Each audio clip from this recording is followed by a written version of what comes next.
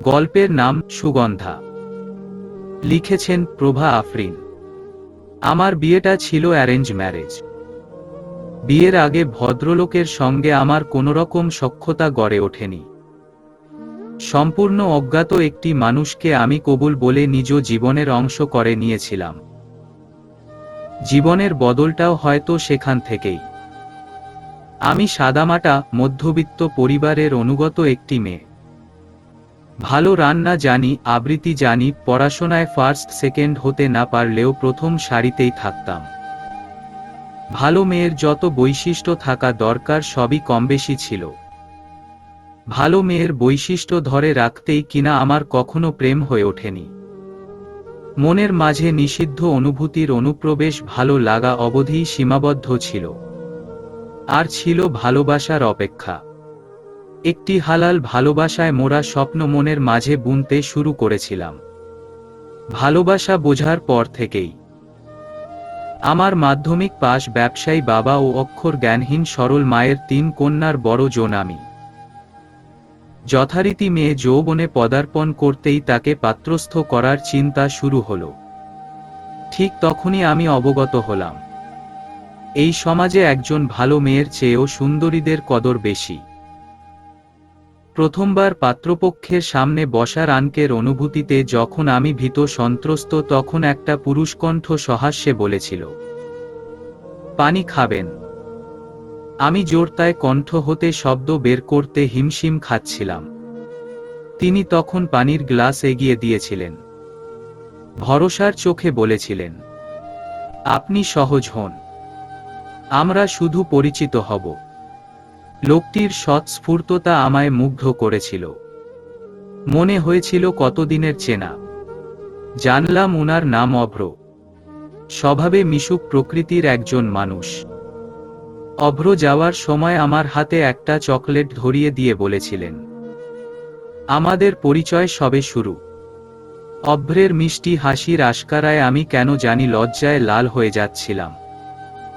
সেই অনুভূতি আমার জন্য নতুন ছিল।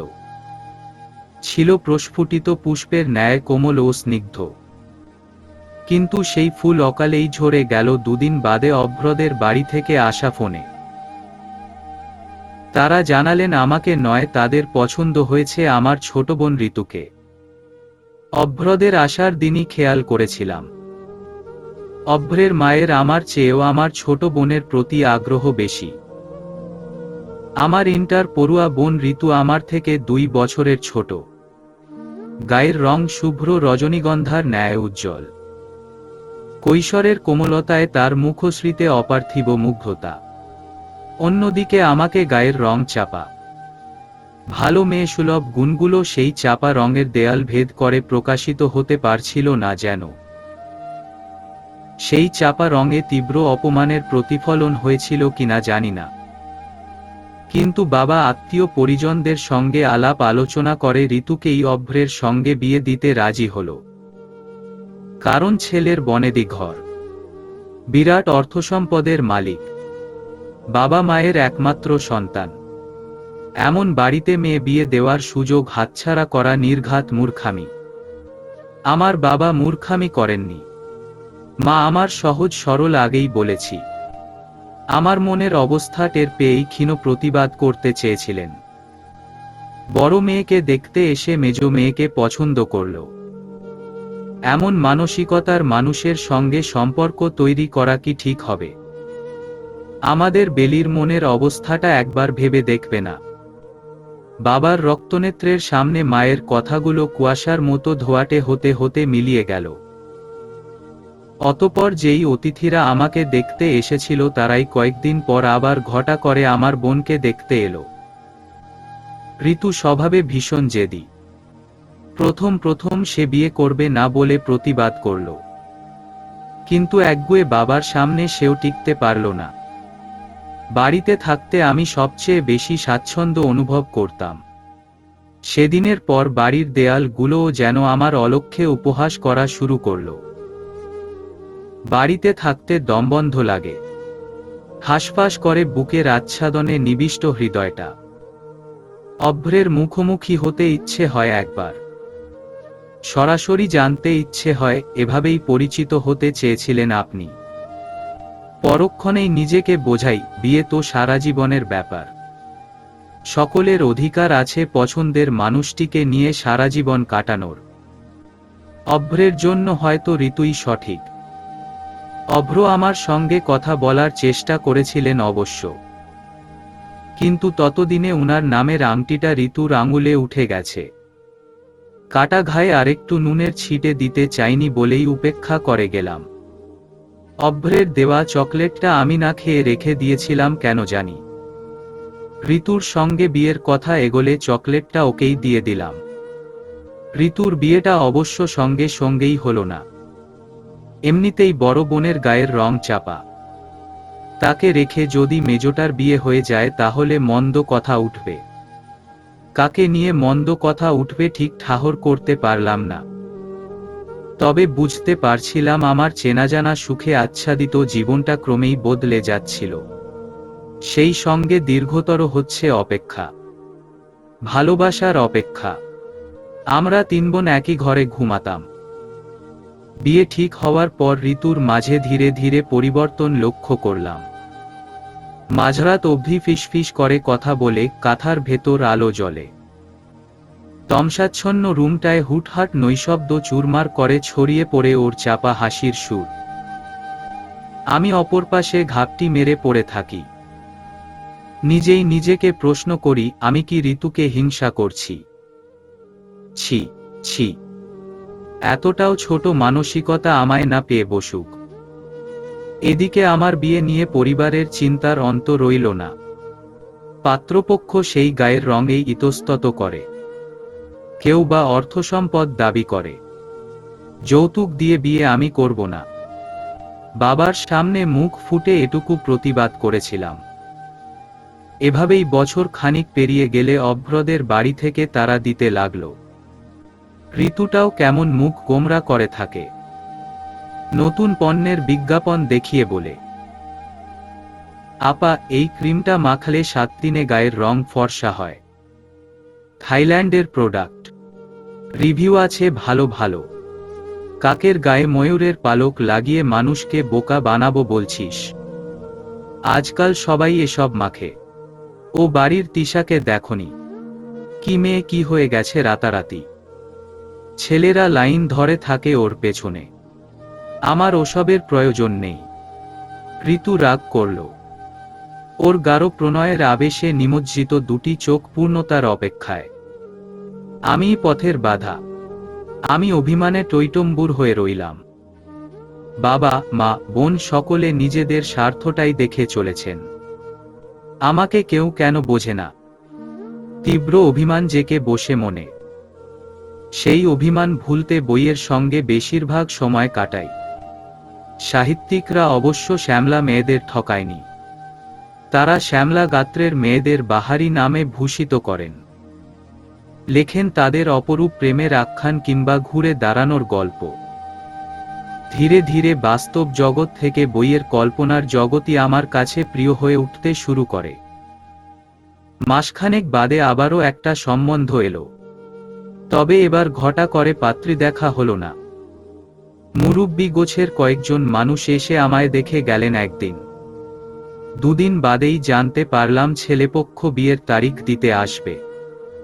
বাবা মা আকাশের চাঁদ হাতে পেলেন। বাড়িতে খুশির জোয়ার বয়ে গেল। আমি চুপচাপ। পাত্রের ছবি দেখার ইচ্ছেও হলো না।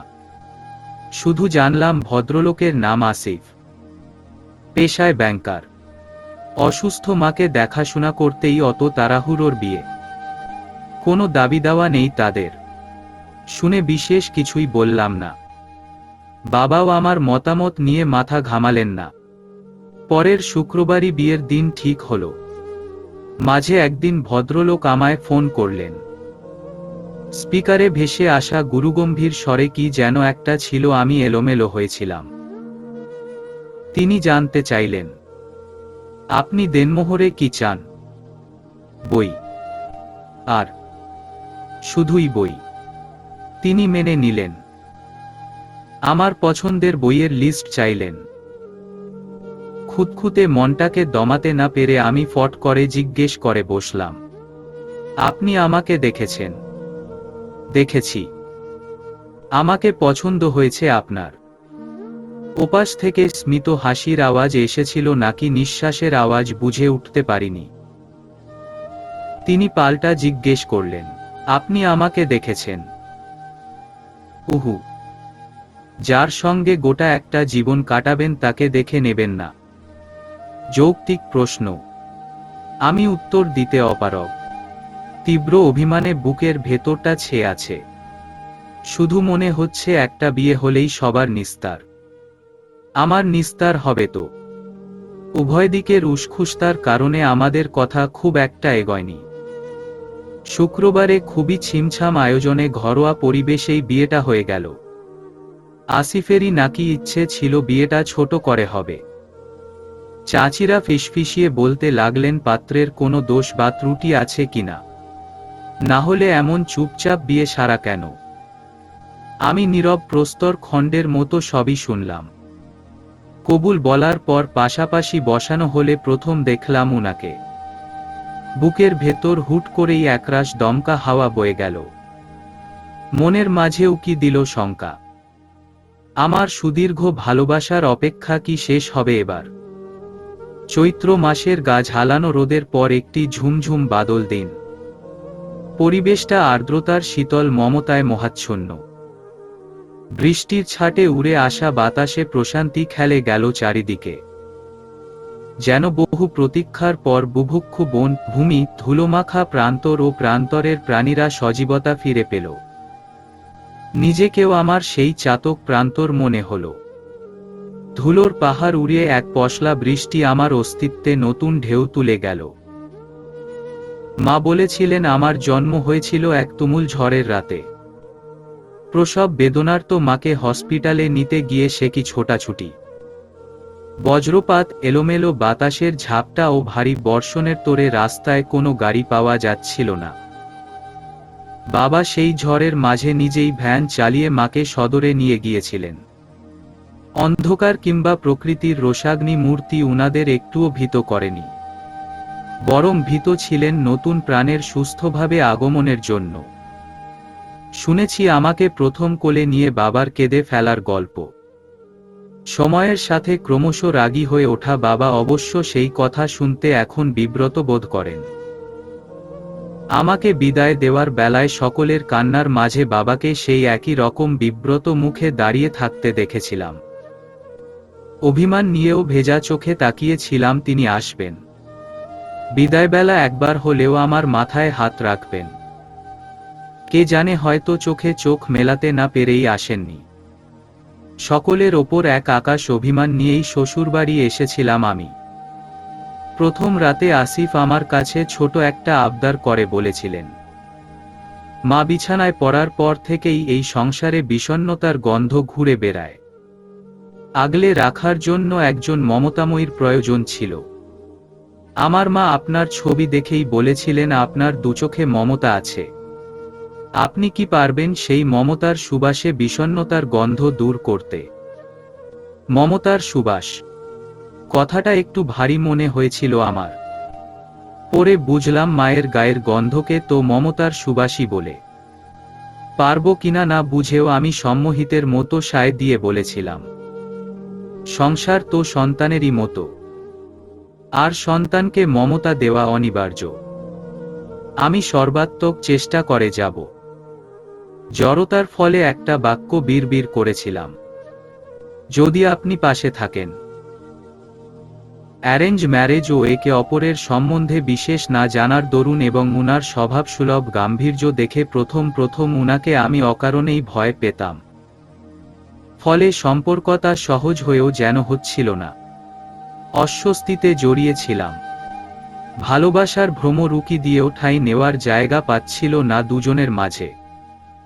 বার্ধক্যজনিত রোগে বিছানায় শায়িত শাশুড়ি টের পেলেন বিষয়টা। আমার হাত ধরে আফসোস করে বললেন, বুঝছ বউ, ছেলে আমার শান্তশিষ্ট হলেও হাসিখুশি ছিল খুব। ছোট বয়সে আব্বা রার পরে সংসারের দায়িত্ব সামলাইতে সামলাইতে দুইখান ভাইবোন স্বাবলম্বী বানাইতে গিয়া হাসিটাই হারাইয়া ফেলছে। তুমি ওরে কোনোদিন কষ্ট দিও না মাগো, ওর সুখটা সবাইরে বিলাইতে জানে, কিন্তু দুঃখ, মন খারাপ, অভিমান মনে মনেই রাখে, জানতেও দেয় না। তীব্রভাবে টের পাচ্ছিলাম অহেতুক ভয়, লজ্জা কিংবা জোরতাটা কাটাতে হবে, যে কোনো একজনকে এই দ্বিধার দেয়াল ভাঙতে হবে। উনার সান্নিধ্যে, যত্নে, দায়িত্বশীলতায় প্রতিনিয়ত বুঝতে পারছিলাম আমি প্রেমে পড়ছি। তীব্র ভালোবাসার তেষ্টা নিয়ে যার অপেক্ষা করছিলাম আসিফই সে।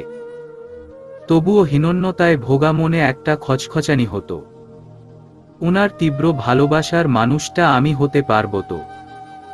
খোলা জানালার পাশে দাঁড়িয়ে সেসব ভেবে ভেবে কখন যে বৃষ্টির ছাটে ঘর ভিজিয়ে ফেলেছি টেরি পাইনি। বেলি, জানালাটা আটকে দিন, ঘর ভিজে যাচ্ছে। স্লিপ কেটে পা ভেঙে বসবেন পড়ে। চমকে পিছু ফিরলাম। সেই প্রথম দিনের মতো আজও উনার কণ্ঠস্বরে আন্দোলিত হই আমি। ফলস্বরূপ হরবরিয়ে কোনো না কোনো কাণ্ড বাঁধিয়ে ফেলি।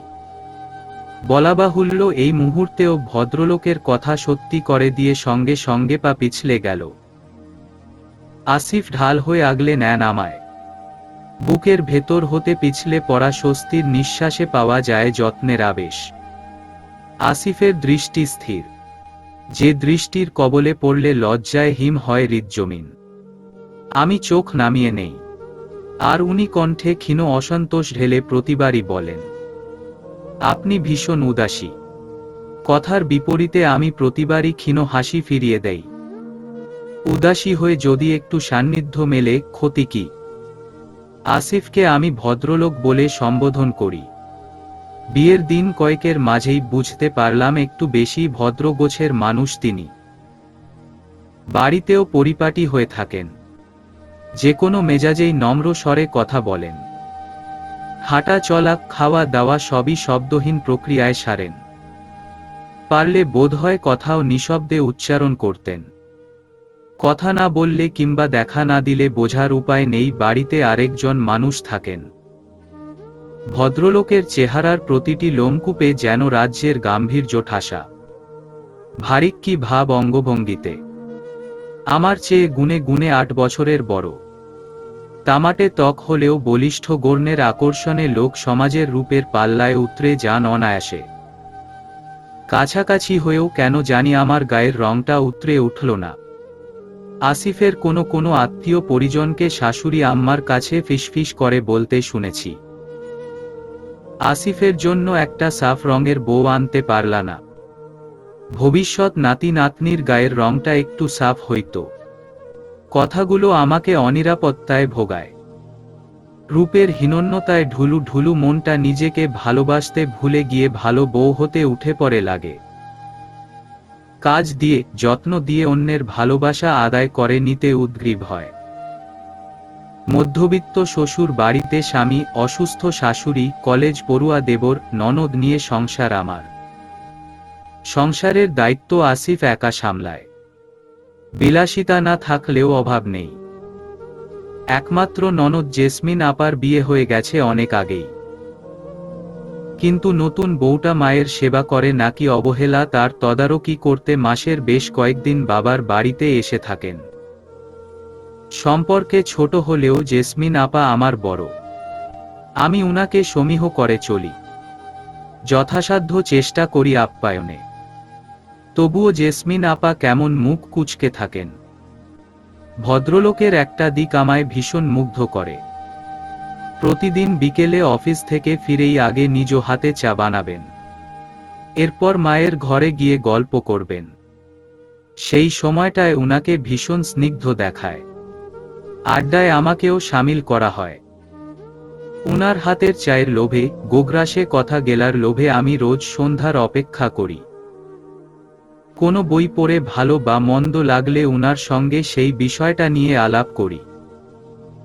কিন্তু সমস্যা হলো উনার অনুভূতির প্রকাশ বেশ শক্ত। আমার কথায় বিরক্ত হন কিনা তাও বুঝে উঠতে পারি না। হাসিটা যেন কদাচিৎ উকি দেয়। একদিন বিরক্ত হয়ে কবিতা আবৃত্তি করার ভান করে বলেই বসলাম। রামগরুরের ছানা, হাসতে তাদের মানা। সঙ্গে সঙ্গে প্রত্যুত্তর পেয়েছিলাম, হাসি অনেকটা ছোঁয়াচে রোগ। একজন হাসলে পাশের জনের মাঝেও ছড়িয়ে যায়, না ছড়ালেও সৌজন্য দেখিয়ে হাসতে হয়। কাজেই আপনি হাসি খুশি না থাকলে আমি সৌজন্য কি করে দেখাই বলুন। এর মাঝে ঋতুর বিয়েটা হয়ে গেল। আমি ভেবেছিলাম যাব না। আসিফ সবই জানতেন। তিনি আমার ওপর বিরক্ত হয়ে বললেন, তুমি তো কোনো দোষ করনি, তাহলে তাদের লজ্জার দায় তোমার কেন? বেলি, তুমি নিজেকে অসহায় ভাবাটা বন্ধ করো, তাহলে দেখবে তোমার জীবনটা অনেক সহজ হয়ে গেছে। তোমার অসহায়ত্ব কিন্তু অর্ধাঙ্গ হিসেবে আমার ওপরও বর্তায়। আমাদের আপনি আজ্ঞেটা সে যাত্রায় তুমিতে নেমে এলো। আমি গেলাম ঋতুর বিয়েতে। মেরুদণ্ড সোজা রেখে হাসি খুশি থেকেই বিয়ের কাজে হাত লাগালাম। অভ্রদের পরিবার, আমার বাবা মা কেউ আমার চোখের দিকে তাকাতে পারেননি। দিনের পর দিন আসিফের ওপর আমার মুগ্ধতা বেড়েই চলছিল। সেই সঙ্গে ধীরে ধীরে ভাবনার বদলটাও আসছিল। কিন্তু আসিফ, উনি কি আমার ওপর মুগ্ধ হচ্ছে? আমি উনাকে বুঝেও বুঝতে পারি না। শুনেছি পেটের মধ্যে দিয়ে পুরুষ মানুষের মনের রাস্তা পাওয়া যায়। সেই চেষ্টায় নিজের হাতে সব রান্না করতাম আসিফের পছন্দ মতো। এক ছুটির দিনে দুপুরবেলা তার পছন্দের রান্নাবান্না করে বেশ দুর্বল হয়ে পড়লাম। ইদানিং শরীরটা দুর্বল লাগে। আসিফ ব্যতিব্যস্ত হয়ে আমায় বিশ্রাম নিতে বলল। নিজে বসে থাকলো আমার পাশে। ফলে সেদিন সকলের খাওয়ার পর আমরা দুজনে খেতে বসেছি। ইলিশ মাছের দুটো পিচ অবশিষ্ট ছিল। একটি আসিফের পাতে তুলে দিয়ে অন্যটা আমি না নিয়ে রেখে দিলাম। আসিফ জিনিসটা খেয়াল করল, জিজ্ঞেস করল, মাছ নিচ্ছ না কেন? ইতস্তত করে বললাম, তুমি তো ইলিশ মাছ খেতে ভালোবাসো, এটা রাতে খেও। উনি স্থির দৃষ্টিতে আমার দিকে তাকালেন। বেশ বিরক্তি নিয়ে বললেন, বেলি, তুমি কি জানো তুমি ভালো মানুষই করে নিজের ক্ষতি করছো? থতমত খেয়ে গেলাম। বললাম, মানে? এই যে কিছুদিন ধরে দুর্বল বোধ করছো, সেটা কিন্তু নিজের ভুলেই। প্রতিটা মানুষের শরীর সুস্থ সবল থাকার জন্য নির্দিষ্ট কিছু খাদ্য চাহিদা আছে। তুমি অন্যকে ভালোবাসা দেখাতে গিয়ে, অন্যের যত্ন নিতে গিয়ে নিজের ভাগের মাছটা উপরি হিসেবে দিয়ে দিচ্ছ। নিজের শরীরকে আমিষের চাহিদা থেকে বঞ্চিত করছো। শরীর কিন্তু মমতা বোঝে না। কাজেই ঘাটতির প্রভাব আজ নয়তো কাল প্রকট হবেই। এর বড় উদাহরণ তোমার সামনেই উপস্থিত। আমি প্রশ্নবোধক চাহনি দিলাম। উনি আবার বলতে লাগলেন, আমার মাকে দেখছো তো, এই মানুষটা সারা জীবন নিজের পাতের মাছ, ডিম, মাংস আদর করে আমাদের জন্য তুলে রাখতেন। খাবারে কম পড়লে নিজে একবেলা কম খেতেন, তবুও আমাদের পেট ভরা চাই চাই বলতেন। আমরা খেলেই নাকি মায়ের খাওয়া হয়ে যায়। আমাদের তৃপ্তিতেই উনার তৃপ্তি। সেই তৃপ্তির ফল কিন্তু এই বয়সে এসে হারে হারে পাচ্ছেন। কি এমন বুড়ো হয়েছেন মা, অথচ বিছানা থেকে উঠতে পারেন না। রোগ প্রতিরোধ ক্ষমতা দেহে একদমই নেই। 3 বেলা মুঠো ভরে মেডিসিন নিচ্ছেন। ছেলে বউদের সঙ্গে বসে ভালোমন্দ খেতে পারেন না। হজম শক্তি একেবারে দুর্বল। শরীরের নিত্য প্রয়োজনীয় পুষ্টি মমতার মতো অন্যকে বিলিয়ে নিজে পেয়েছেন দুর্বলতা, অবসাদ, রোগ বালাই। এখন আফসোস করা ছাড়া কিছুই করার নেই। ভালোবাসা শুধু নিজের জিনিস অন্যকে দেওয়ার মাঝেই থাকে না, আরও অনেকভাবেই ভালোবাসা দেখানো যায়। তুমি যদি নিজেই ভালো না থাকলে তাহলে আমাদের যত্ন করবে কি করে? আমাদের ভালোবাসতে হলেও তোমার নিজেকে সুস্থ সবল রাখা উচিত। আমি মুগ্ধ হয়ে তাকিয়ে রইলাম। উনি নিজের মাছের পিছোটাকে মাঝখান থেকে ভেঙে আমার পাতে দিতে দিতে বললেন, তোমার স্বামীর সামর্থ্য না থাকলে একটা পিচ প্রয়োজনে দুজনে ভাগ করে খাবো। এতে আমার কিছু কম পড়ল না, তুমিও আহামরি বেশি খেয়ে ফেললে না, বরং শেয়ার করলে কেয়ার বাড়ে। এটাও কি ভালোবাসার অংশ হতে পারে না? পারে। নিজেকে ভালোবাসো, বুঝলে? তোমার অযত্ন কিন্তু ঘুরে ফিরে আমার ভবিষ্যতের জন্য ক্ষতিকর। সেটা আমি মোটেও সহ্য করব না। কথাটা বলতে গিয়ে লোকটা ঠোঁটের কোণে একটা চোরা দুষ্টু হাসি উকি দিল। আমার কান গাল গরম হয়ে উঠল।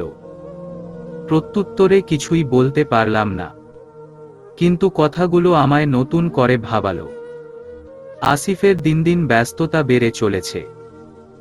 এদিকে আমি সময়ের সঙ্গে মানুষটার প্রতি আসক্ত হয়ে পড়ছি। সারাটা দিন কাছে পিঠে থাকতে ইচ্ছে হয়।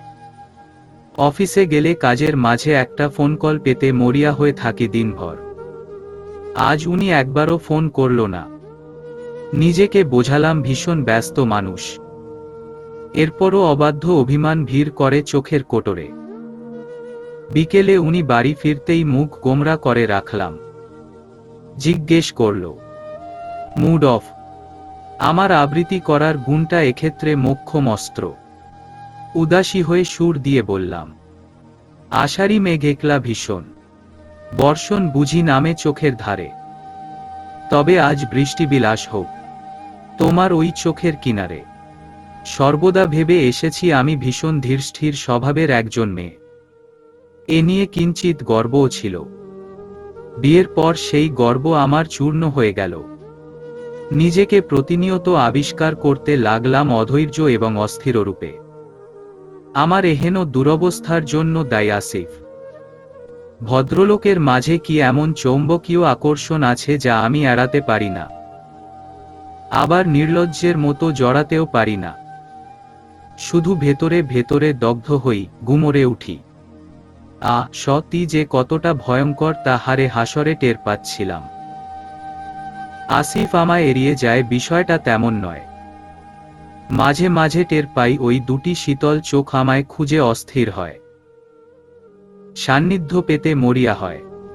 কিন্তু স্বল্পভাষী স্বভাবটা মোটেও প্রকাশ করতে দেয় না। এই আপাদমস্তক গোমরামুখ মানুষটাই আবার ঘুমানোর পর একদমই শিশু হয়ে যায়, গুটিয়ে আসে বুকের মাঝে। সংসারটায় আমি আষ্টে পৃষ্ঠে জড়িয়ে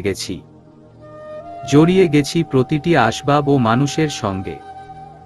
গিন্নির মতো সব দিক তদারকি করি। শাশুড়ির খাওয়া থেকে শৌচকর্ম সব নিজেই করি। আমার ননদ আপাতত আমাদের সঙ্গেই আছেন। তার 5 বছরের ছেলেটি ভীষণ জেদি স্বভাবের। মুখ ফুটে একবার যা বলবে তা না পাওয়া অবধি শান্ত হবে না। এমনকি অন্যকে আঘাত করতেও ছাড়ে না। একদিন রাগে হাত পা ছুঁড়তে ছুঁড়তে সে আমার দিকে কাচের বাটি ছুঁড়ে মেরেছিল। লেগে চোখ ফুলে উঠল। আসিফ জানতে পেরে জেসমিন আপাকে জিজ্ঞেস করল। আপা আমাকে বাঁকা চোখে দেখে বললেন, বাচ্চা ছেলে একটু দুষ্টুমি করতে গিয়ে ভুল করে গায়ে লাগিয়ে দিয়েছে, এতে বিচার দিতে হলো। আসিফ হিমশীতল কণ্ঠে বলল, বাচ্চা ছেলে না হয় ভুল করেছে, তুই কি সেই ভুলটা শুধরে দিয়েছিস? শাসন তো কম করি না। জানোই তো ওদের গোষ্ঠী কেমন বদমেজাজি। রক্তের ধারা ছেলেটাও পেয়ে বসেছে, একদমই কথা শুনতে চায় না। কোনোদিন যদি বাটি ছুঁড়ে মারার জায়গায় ছুরি মারে, তখনও কি এই গোষ্ঠীর যুক্তি খাটবে? জেসমিন। ভাইয়ের কণ্ঠের উত্তাপ পেয়ে জেসমিন আপা ভরকে গেলেন। তুতলে বললেন, তা হতে যাবে কেন? এমন ছোট ছোট জেদে আশকারা পেয়েই একদিন বড় কিছু ঘটিয়ে ফেলবে। বাচ্চা কেমন আচরণের হবে সেটা এই বয়সে নির্ভর করে প্যারেন্টিং এর ওপর। স্নেহে অন্ধ হয়ে ছেলের ভুলগুলোকে রক্তের তেজ গোষ্ঠীর নাম দিয়ে গ্লোরিফাই করছিস তুই। এটা ভুল নয়, দোষ। আর দোষটা তোদের প্যারেন্টিং এর। জেসমিন আপা সেদিনই ছেলেকে নিয়ে বাড়ি ছাড়লেন। আমাকে হিসহিসিয়ে বলে গেলেন, আসতে না আসতেই ভাই বোনের মাঝে ফাটল ধরাতে উঠে পড়ে লেগেছ। রূপ তো নেই, কি দিয়ে বশ করেছ ভাইয়াকে? নিশ্চয় ইমোশনাল ট্র্যাপে ফেলে সাধাসিধা ভাইয়াকে দুর্বল করেছ নিজের প্রতি। তাই তো বলি, আমার ননদের মতো অপরূপ মেয়েকে উপেক্ষা করে আমার যোগ্যতাসম্পন্ন ভাইয়া কেন তোমাকেই বউ করল? মোহ কেটে গেলে দেখব কিভাবে ধরে রাখো এসব। তীক্ষ্ণ বাক্যবাণে আমি আহত হলাম। জেসমিন আপার ননদের চোখ ধাঁধানো রূপকে উপেক্ষা করা যে কোনো পুরুষের কাছে কষ্টসাধ্য। শুনেছি সেই মেয়েটির সঙ্গে আসিফের বিয়ের কথা উঠেছিল। কোনো এক কারণে আসিফ তাকে প্রত্যাখ্যান করে আমায় বিয়ে করেছে। আমার সেই হীনন্যতায় ভোগা সত্তাটা আবারও জাগ্রত হল। বুকের ভেতর ছড়ায় অস্থিরতা। আসিফ আদৌ আমাকে ভালোবাসে তো, নাকি আমি শুধুই তার মোহ, কিংবা অসুস্থ শাশুড়ির জন্য পার্মানেন্ট কেয়ারটেকার? আসিফের কাছে উগরে দিলাম সকল শঙ্কা। জানতে চাইলাম আমাকে কেন বিয়ে করলো, আদৌ কি সে আমায় ভালোবাসে, নাকি দয়াকে ভালোবাসা ভেবে অর্থের স্বর্গে বাস করছি আমি? আসিফকে আমি প্রথমবারের মতো ভয় পেলাম সেদিন। জানলাম রেগে গেলে ওর চোখ লাল হয়, দৃষ্টির ধার সহ্য করা কষ্টকর। আসিফ বলল, ধরো একদিন তোমার স্বামী তোমাকে ছেড়ে গেল, কি করবে?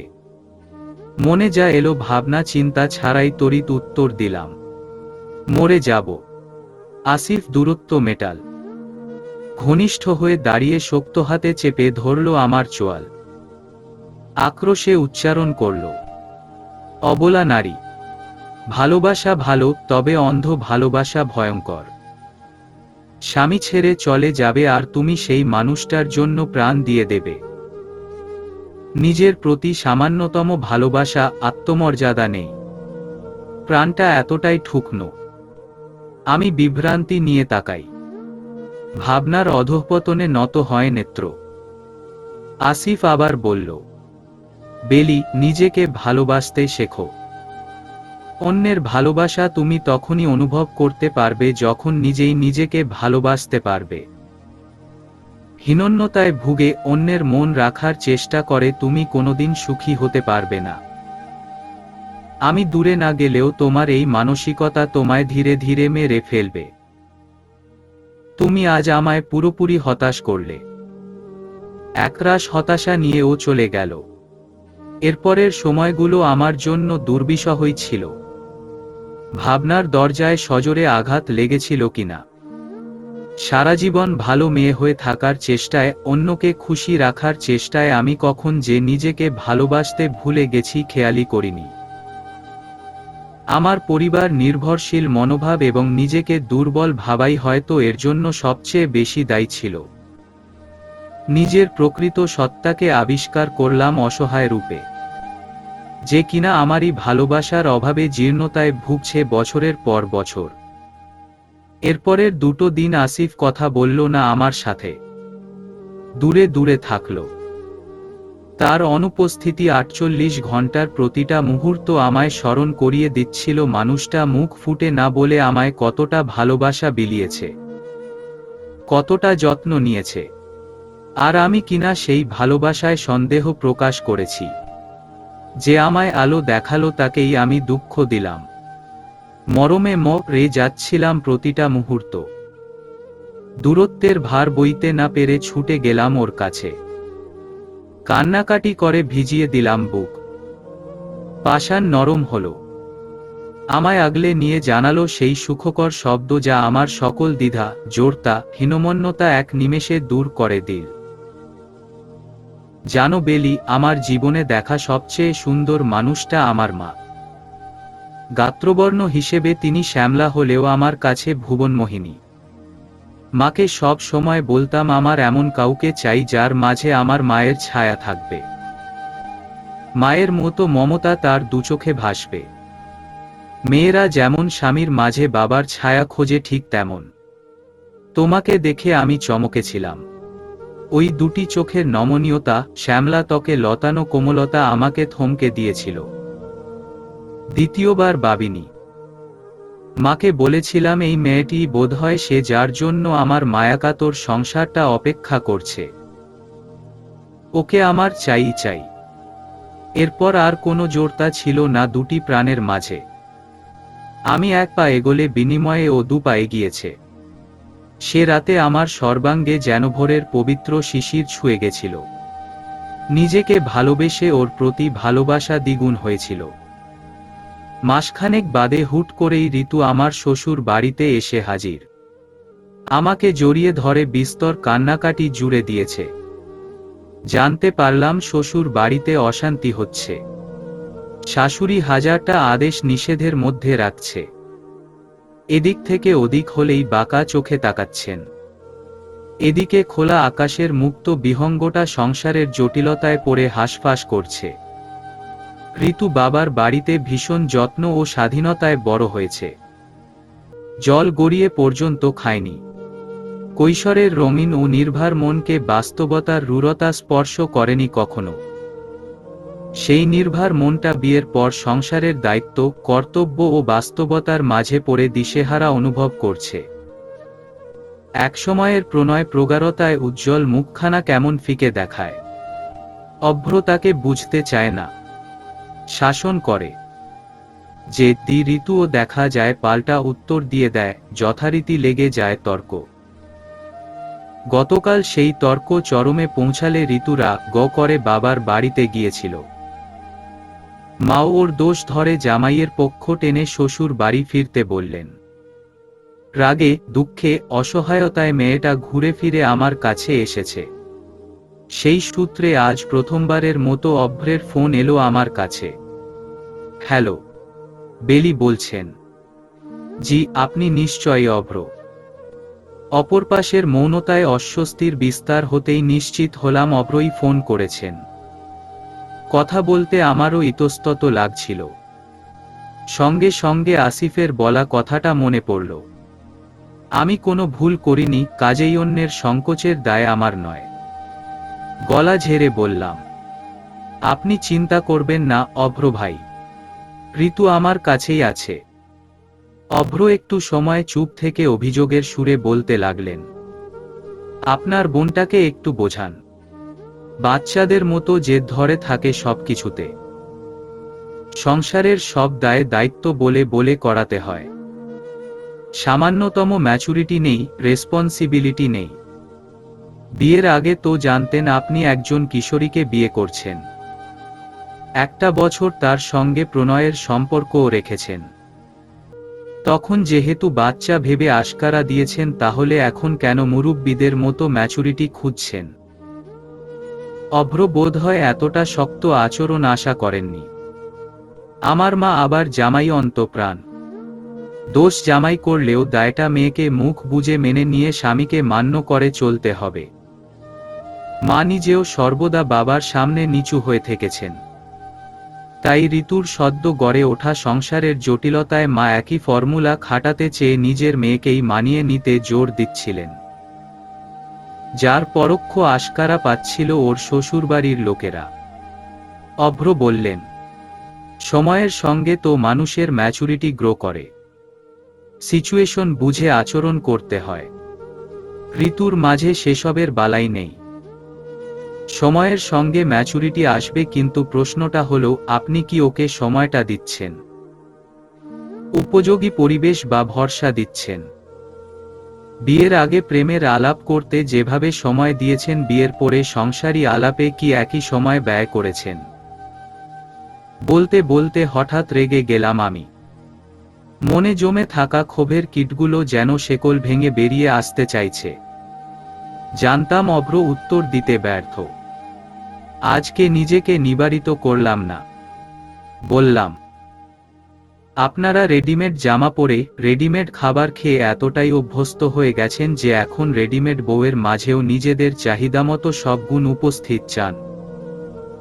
অথচ বিয়ের আগে মেয়ের রূপ দেখে এতই মুগ্ধ ছিলেন যে বাকি সব তুচ্ছ ছিল। আপনাদের উচিত ছিল 1 বছর আগেই নিজেদের পছন্দ অপছন্দের একটা লিস্ট ধরিয়ে দেওয়া। তাহলে শ্বশুর বাড়িতে পা দেওয়ার আগে প্রস্তুতি নিয়ে যেত। চেঁচামেচিটা আসলে সবাইকে দিয়ে হয় না, সবাইকে মানায় না। একটু ক্ষোভ প্রকাশ করতে গিয়েই হাঁপিয়ে উঠেছি। বুক ধড়ফড় করছে। দম নিয়ে নিজেকে শান্ত করলাম। অভ্রের মৌনতায় আবারও তাচ্ছিল্যের সঙ্গে বললাম, অভ্র ভাই, শুনতে খারাপ লাগছে জানি, কিন্তু আপনার দোষটাও প্রকট। ঋতু ইম্যাচিওর, জেদি, খামখেয়ালি মেজাজের, মনের কথা সরাসরি বলে দেয়, হোক সে ভালো কি মন্দ। কিন্তু ওর দোষ 8 আনা হলে আপনার দোষও বাকি 8 আনা। আপনার কি উচিত ছিল না ঋতুকে সংসারের সঙ্গে মানিয়ে নিতে সাহায্য করা? একা একটি মেয়ে পরিবার ছেড়ে আপনার সংসারে গেছে, শুধু কি তারই দায় আপনাদের সকলের মন মতো হওয়ার? বিপরীতে আপনারা ওর মনের খবর নিয়েছেন। সকলের মন মতো হওয়ার দায় একজনের ওপর দেওয়ার চেয়ে একজনের মনের দায় সকলের নেওয়া সহজ। সকলের কথা বাদ আপনি স্বামী হয়ে যদি বোঝেন তাহলেই সমস্যার অর্ধেক সমাধান হয়ে যেত। আসলে আপনারা দুজনেই ইম্যাচিওর এবং ধৈর্যহীন মানুষ। আপনাদের দুজনেরই ম্যাচিওর হতে হবে। তর্ক বিতর্কের শেষে ওপাশ থেকে একটা প্রলম্বিত শ্বাসের ধাক্কা এসে লাগল স্পিকারে। অভ্র স্তিমিত সুরে বললেন, এই ইম্যাচিওর চোখে জীবনে একটাবার বোধহয় ম্যাচিওর মানুষটাকে পছন্দ করেছিলাম। আফসোস সেদিন মায়ের অবাধ্য হতে পারিনি। সকলের মতোই মনশ্চক্ষুর চেয়ে চর্মচক্ষুকে প্রাধান্য দিয়েছিলাম। হিরে ফেলে উজ্জ্বল কাচের পেছনে ছুটেছি। সেই আফসোসের ভার সারা জীবন বইতে হবে। স্ত্রীর সম্মান রাখা আপনার দায়িত্ব। অন্যের সামনে তাকে কাঁচ বলে তাচ্ছিল্য করতে পারেন না। দৃষ্টিভঙ্গি ইতিবাচক করুন। আপনি একটি হীরকখণ্ড পেয়েছেন, তাকে ঘষেমেজে অলংকারের আকার দেওয়ার দায়িত্বটা এখন আপনার। ফোন রেখে দিলাম। বলতে ইচ্ছে হচ্ছিল ভাগ্যিস মায়ের অবাধ্য হননি। বিয়ের পর প্রতিনিয়ত অন্যের থেকে বউয়ের রূপের ঘাটতির কথা শুনে চর্মচক্ষুকে প্রাধান্য দিয়ে কিছুদিন পর যে সুন্দরের প্রতি আকর্ষিত হতেন না তার কি নিশ্চয়তা? বিষাদে জর্জরিত আমিটাই বাকি করে আসিফের মতো নিখাদ মনের মানুষটাকে পেতাম। এই সংসারটা যে আমারই অপেক্ষায় ছিল। একটা কথা এখন খুব করে মানি, নিশ্চয়ই দুঃখের পরেই আছে সুখ, কষ্টের পরে আছে স্বস্তি। সূরা ইনশিরাহ 94 আয়াত 5 থেকে 6। পিছু ফিরতেই আসিফকে দেখলাম। ভদ্রলোকের নিঃশব্দে চলাফেরা করে চমকে দেওয়ার অভ্যাসটা এখনো গেল না। আমার মলিন মুখটা দেখে উনি ছড়া কেটে বলল, এই অমাবস্যার রাতে শ্রাবণ মেঘের ঘনঘটা কেন তোমার কায়াতে? আমিই তো রাত, তুমি হলে রাত, আমি নিশাচর। অমাবস্যার আলিঙ্গনে মাতব জীবনভর। আমি হেসে ফেলি, বিশাল বুকের ছায়ায় নিজেকে গুটিয়ে নেই। সাহিত্যিকদের বইয়ের সৃষ্ট কৃষ্ণকলি কিংবা শ্যামাঙ্গিনীদের মতো অবহেলা পেয়ে ঘুরে দাঁড়ানো, রুখে দাঁড়ানো কিংবা শত প্রতিবন্ধকতা সত্ত্বেও নিজেকে প্রতিষ্ঠিত করার দৃঢ় প্রত্যয় নিয়ে প্রজ্বলিত হওয়ার সংকল্প আমি কখনো করতে পারিনি। শুধু পেরেছি ভালোবাসতে। যে ভালোবাসার আকাঙ্ক্ষা আমায় নিজেকে অবহেলা করতে শিখিয়েছে, সেই ভালোবাসার প্রাপ্তিই আমায় নিজেকে নতুন করে চিনতে শিখিয়েছে। চিনিয়েছে মায়ার সুবাস।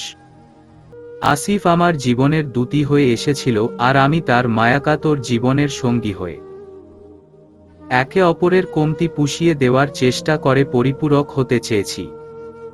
আসিফ আমার লজ্জাবনত মুখখানি আজলায় তুলে মুগ্ধ গলায় বলল, তোমার উষ্ণতায় সকাল আসুক, তোমার তরেই হোক সন্ধ্যা। মায় ঘেরা সুবাস তুমি, আমার সুগন্ধা। সমাপ্ত।